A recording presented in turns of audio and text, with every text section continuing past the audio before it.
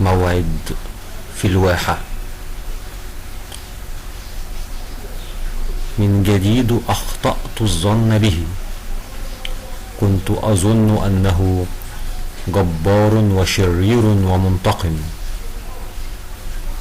جاء يطلب أن أشاركه الواحة، فلقد مل الضوضاء والصخب، واختار الاستجمام والراحة. ناقشته في طلبه وخالفت موعده. غبية أنا.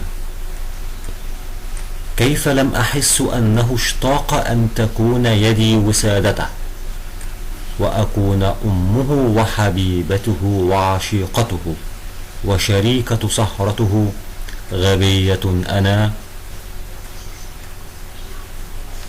كنت ما زلت أظن أنني ما زلت خادمته، وهو القوي الذي أعاد لي كرامتي، وأنه يريد مني فقط صورا بفناجين قهوته.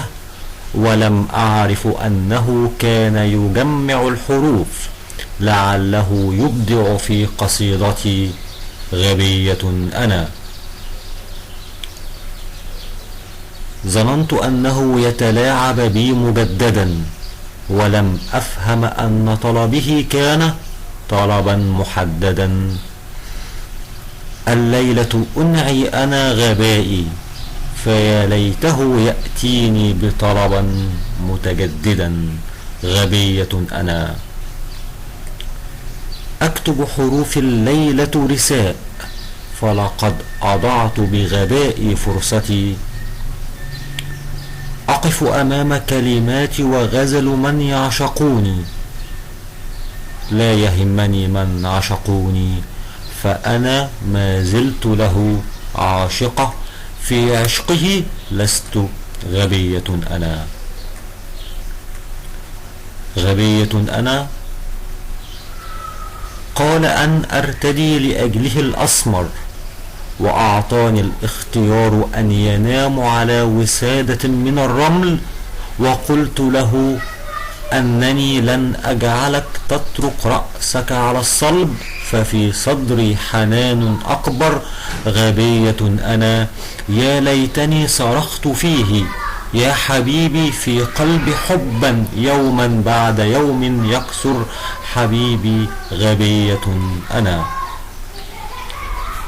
عادوا يسألوني من يشغل خاطرك، ومن هو وحي وإلهام وبطل الخاطرة.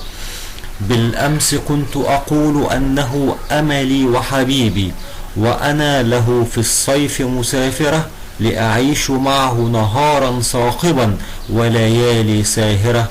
وهو نبض الروح، وفي الفؤاد مشاعري له سائرة. غبية أنا. فلم أفهم، وعاودت القول والظن أنه يراهن على ضعفي وقدراته. غبية أنا. لم أفهم أنه استغنى عن كل حبيباته، وقدم لي أنا وحدي الدعوة إلى الواحة. ياه كم غبية أنا. حولي أنا همس وضجيج وصرصرة. أهي عاشقة أم مجنونة أم راشدة؟ عفوا أحبائي، إن كنت عاشقة فهو علمني العشق، وإن أصابني الجنون فلحبه الفضل، وإن كنت راشدة لا، أنا طفلة أمامه. كم أنا غبية. أتمنى أن ألقى منه من جديد دعوة أو مكالمة أو رسالة، أو حتى أن ألقاه فأفتعل معه مشاجرة، شرط أن تكون تذكرتي للواحة صالحة. غبية أنا. فكم كنت له جارحة. غبية أنا. غبية أنا. غبية أنا. محمود السيد.